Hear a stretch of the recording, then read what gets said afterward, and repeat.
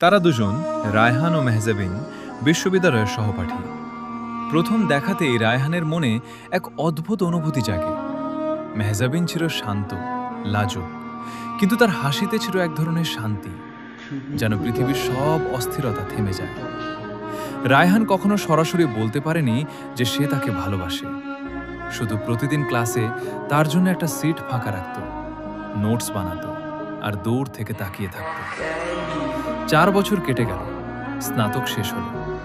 বিদায় অনুষ্ঠানের দিন রায়হান তাকে একটি খাম দিল, বলল, এটা পড়ে খুলবে। তারপর তারা আলাদা হয়ে গেল, কেউ চাকরির খোঁজে, কেউ পরিবারের দায়। মেহজাবিন খামটা খুলে দেখল ভিতরে একটি চিঠি।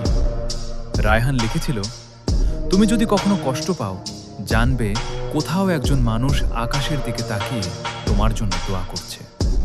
আমি তোমাকে ভালোবাসি, কিন্তু তোমাকে হারাতে চাই না আল্লাহর ইচ্ছার বিরুদ্ধে, তাই তোমার সুখই আমার দোয়া। তারপর বহু বছর কেটে গেল। মেহজাবিনের বিয়ে হয়ে গেল বিদেশে। রায়হানও নিজের জীবনে ব্যস্ত হয়ে পড়ল, কিন্তু কাউকে বিয়ে করল না।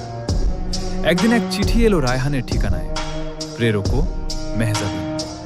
চিঠিতে লেখা ছিল, তুমি বলেছিলে আমার সুখের জন্য দোয়া করো।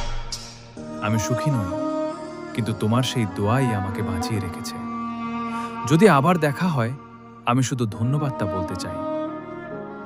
চিঠি পড়ে রায়হান অনেকক্ষণ চুপ করে রইল।